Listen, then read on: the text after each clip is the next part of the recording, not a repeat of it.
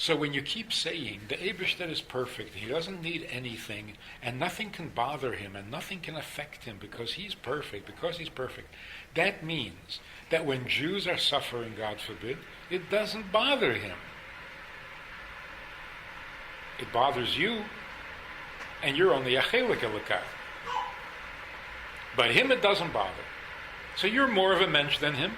So how do you answer a question like what happened in Yerushalayim?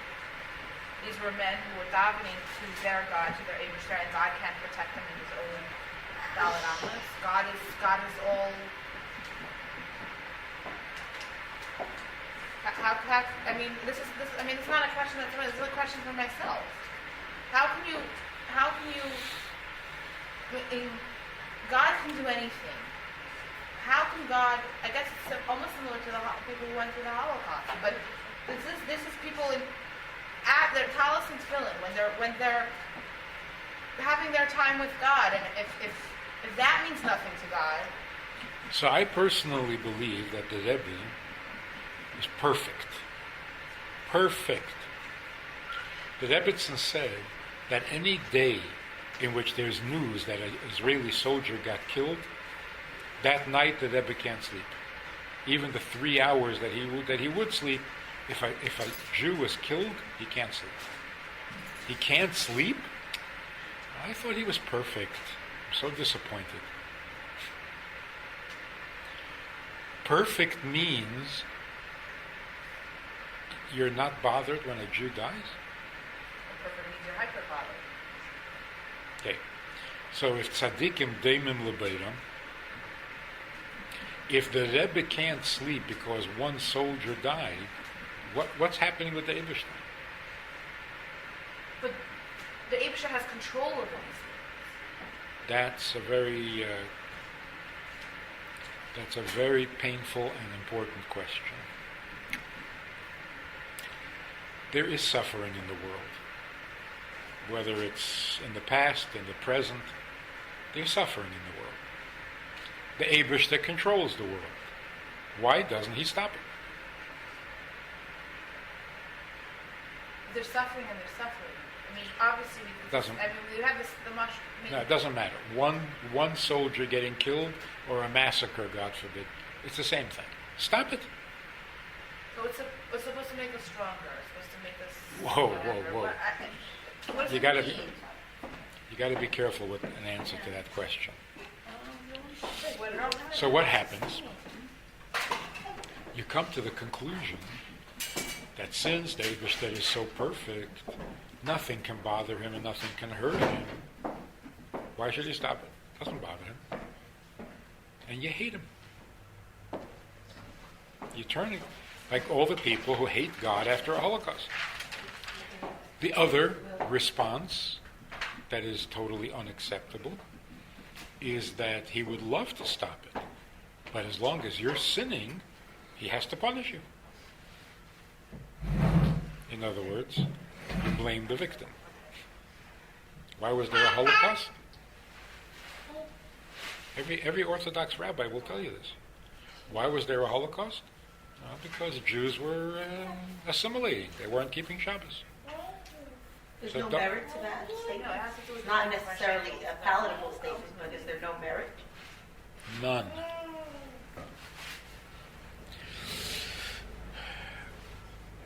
So, don't blame the Eibishter. It's our fault. Totally unacceptable. So what is the answer? Well, it's not only to everyone else, but also for ourselves. For ourselves. So if God forbid there's a certain suffering that comes upon us, we're also not supposed to think that maybe it's something that we're not behaving in a proper way, that Hashem is doing this. I'm talking for myself. If something happens to myself, to me, am I allowed to think to myself that maybe I did something that Hashem is punishing me? We're not supposed to think that way? No? Can't be? It can't be. I think the way you're supposed to think about it is not that another person's suffering, he doesn't deserve it. But my suffering, I deserve. I'm not saying I deserve, but to think about it in a way that... So what should you think? You should think, my suffering is for the good.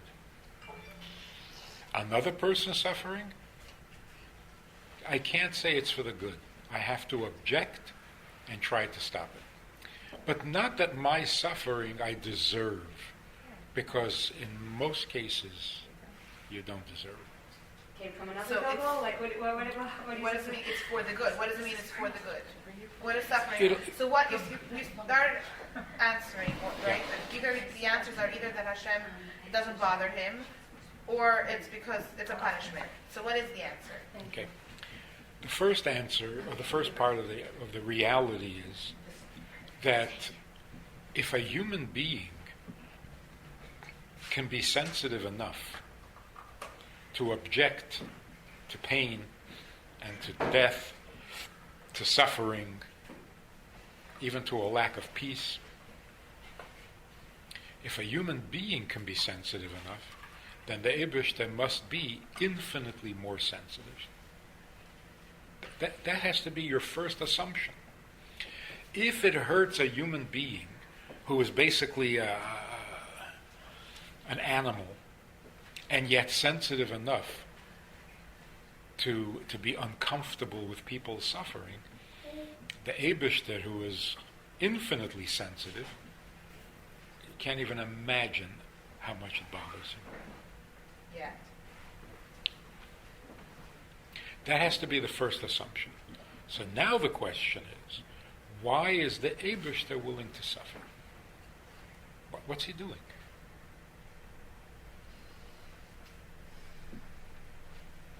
So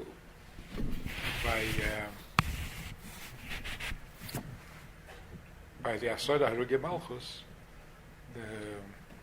the Malachim complained, and the Eibishter said, be quiet, or I'll turn the world into Tohu Vavei. The meaning there is not that the Eibishter is indifferent or on the contrary. What the Eibishter is saying is, I'm feeling more pain than you can imagine. Don't make it worse. Because what are you suggesting? That I stop it? But that would mean turning the world back into nothing. In other words, cancel the whole plan. Can't cancel the plan. So it's a painful plan, more painful to me than it is to you because you didn't create the world, I did.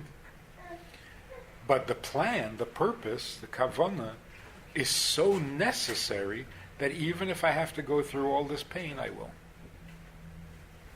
But to cancel the world is not an option. So you can't say to the Eibishter, well, just stop it. Because if he could stop it, how do you get comfortable? How can you accept that he could stop it, but he doesn't want to? That's a horrible thought. He could stop it any time, but no, he likes it. He likes it. Like people were saying, which I think was horrible and unforgivable.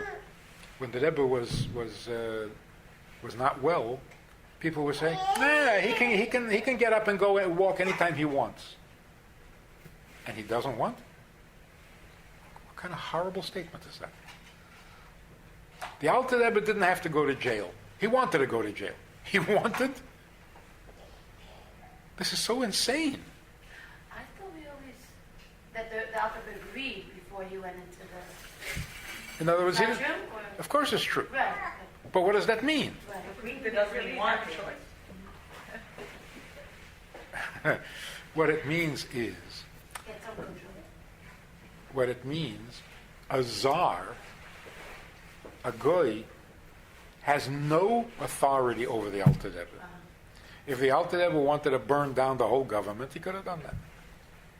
So he didn't have to go to jail because the czar arrested him. But did he have to go to jail, or he had an option? He had to go to jail because otherwise Chassidus would not be revealed into the world. So did he have an option? He didn't have to go? course he had to go. Much more than if a czar tells him to go. So with the czar, he could have an option. Not with Chassidus. So that the world would stay on the track that it was meant to be on. He had to go. Had to go to jail. Yes. So that's the same thing we tell ourselves and tell people about Saras. That the Abishter has a grand plan that we don't yet see or understand, but it had to happen for some reason in the scheme of the world. No matter how much it hurts him. No matter how much it hurt the Alter Rebbe, he had to go. But to make it sound like he didn't need to go, he wanted to go. What kind of mishigas is that? The Rebbe didn't have to have a stroke, he wanted it. What kind of craziness is that? The Eibishter, he could stop this any time. He doesn't want to. What? He's less than a mensch. I thought there was a Polish Rebbe who once said... Cancel the plan. But then it'll be time to fight. Back to... So we're saying We'll there's get that in a nature. second. We'll get that in a second. There was this Polish Rebbe who Erev Tisha B'Av, We're not here, we don't care. he walked out on the porch and he said to the Eibishter, if I could help you as much as you could help us, I would have helped you a long time ago. So what are you waiting for? Which is very cute, but it's Chabad Rebbe would never say that.